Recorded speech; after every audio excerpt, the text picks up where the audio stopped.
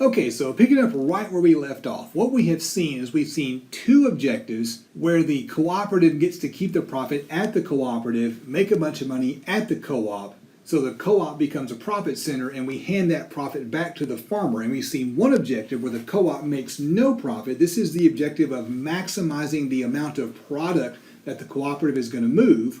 And so with that objective function, the farm itself is the profit center and the co-op doesn't make any money and isn't able to give a patronage refund because they are planning to break even, because delivering the quantity of goods and providing market access is what the cooperative wants to do.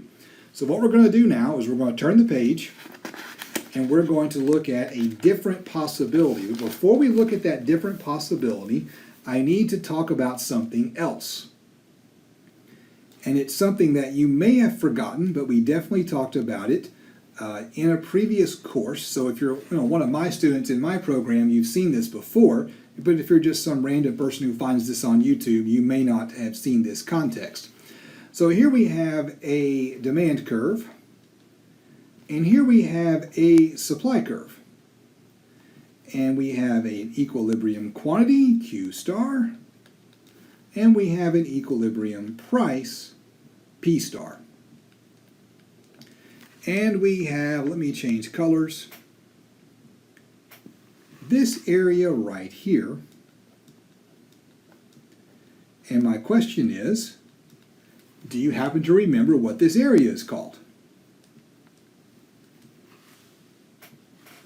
Well, this area right here is called consumer surplus. And consumer surplus is a way of quantifying the benefit that a consumer gets from participating in a marketplace. In this example right here, our consumer is a business, specifically it's a farm, buying a product from a supply cooperative. And it turns out that there's a neat little accident of the math. The consumer surplus turns out to be exactly equal to the profit that the demander, the consumer, makes when they buy this item from their supply cooperative or from any business, and then turn around and use that item in their business to go out and make money. Consumer surplus is the benefit from buying whatever this is, and the benefit from buying this is the profits you make on the other end. You don't buy feed to feed to animals because you like animals. You do it because you're trying to make money. Now, you might like the animals, and that might be the real reason why you're doing it, but if you're not making money, you're not going to do it for long. You're going to run out of money before you're able to do it on any long-term basis. You've got to turn a profit. So the consumer surplus in this example turns out to be exactly equal to the profit that you could be making on your farm when you buy this item from your supply cooperative. Changing colors, let's look at this area right here.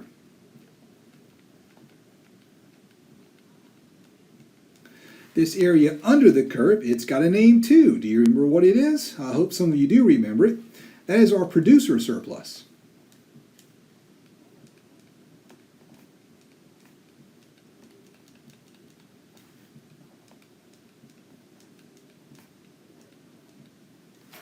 Right? So producer surplus is the benefit that the producer gets from participating in the market. This is why the producer participates in the market. Now, we can't call it profit, but it's really an approximation to profit. We can't call it profit because it could technically be a negative number, because a firm might operate during the short run at a negative profit. They could lose money in the short run. So it's not fully correct to call it profit, but it is perfectly acceptable to call it an approximation to profit. So this right here is not exactly equal to profit, but it's approximately equal to the profit that our supplier, in this case, our cooperative, makes. And it has been shown, well, hang on, let me show you this first. And if you add these two items together, producer surplus plus consumer surplus, you get a thing that economists like to call total welfare.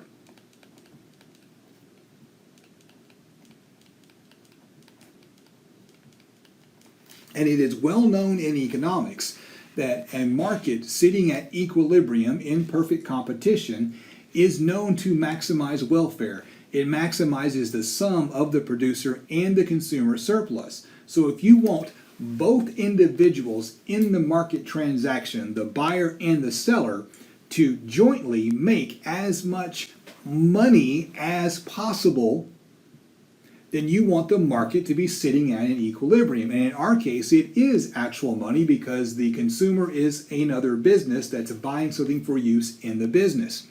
So if we can find the point on our diagrams that we've been drawing, that is the equivalent of a perfectly competitive market, then we can find a place that does something really unique. Instead of using the co-op as a profit center and the co-op making all the money and then handing their profits to their patrons and thereby making the patrons money by making the co-op money, or making no money at the cooperative and instead letting the farmers make all the money on their farm, what we can do is we can find the place that is the equivalent to the market equilibrium on our diagram, and we can say, hey, if we can find that place, that is the place that will simultaneously maximize the profit combined for both of them.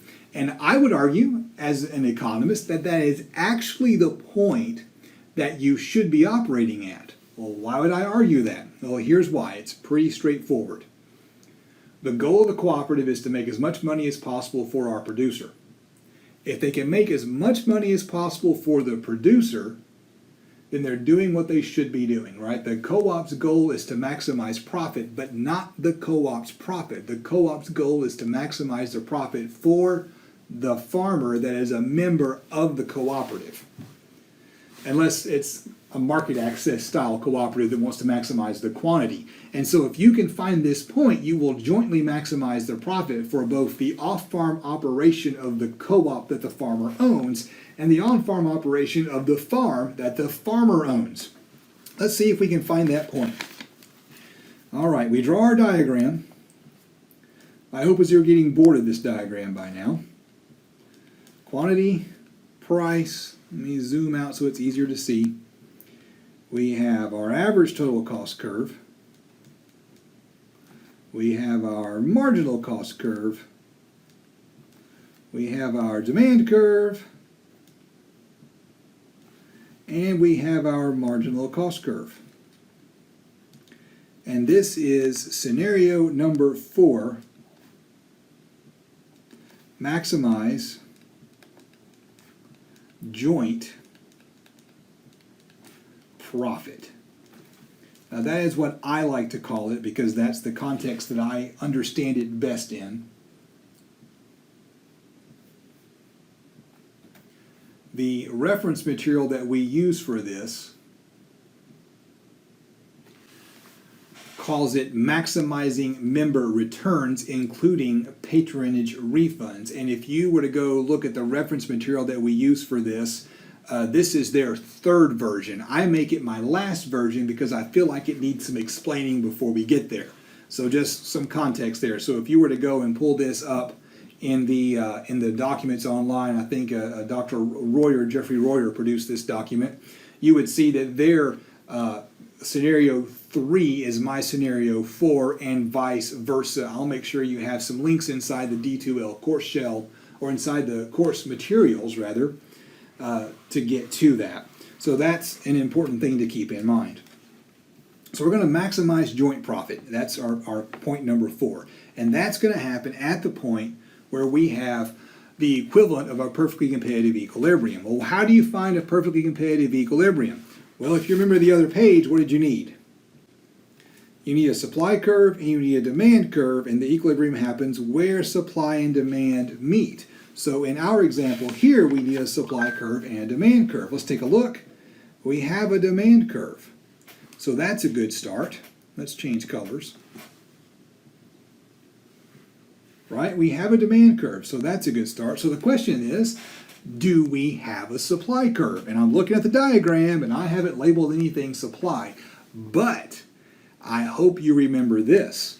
The marginal cost curve is the supply curve. I always drive that point home in my classes. The reason why we care at all about the marginal cost curve, well, one of the many reasons, is because it turns out to be our supply curve. So all we have to do is to find the point where supply equals demand. That is this point right here. dotted line down. We're going to call that quantity Q4. We're calling it Q4 because it's our fourth example. I can't think of a better name than number 4 because we did it last or after 1, 2, and 3. Working off the demand curve, we find the price here. That is P4.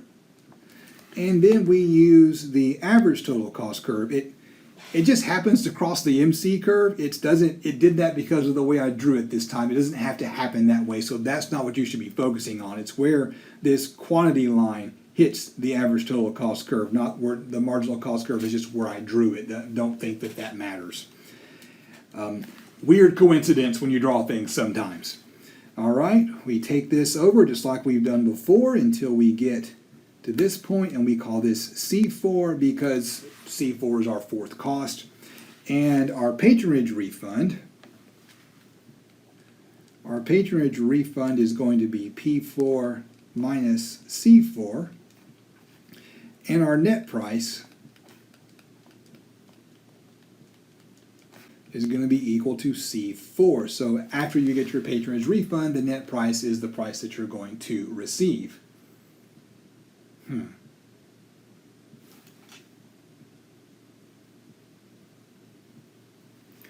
All right. And so that's what it looks like in our fourth scenario, where our goal is to make as much money as possible for the farmer by maximizing the farm profit and off-farm profit simultaneously. And that is our economic theory of supply cooperatives. In our next video, we'll talk a little bit about the implications of these 4 different options and put them in a broader context of cooperatives.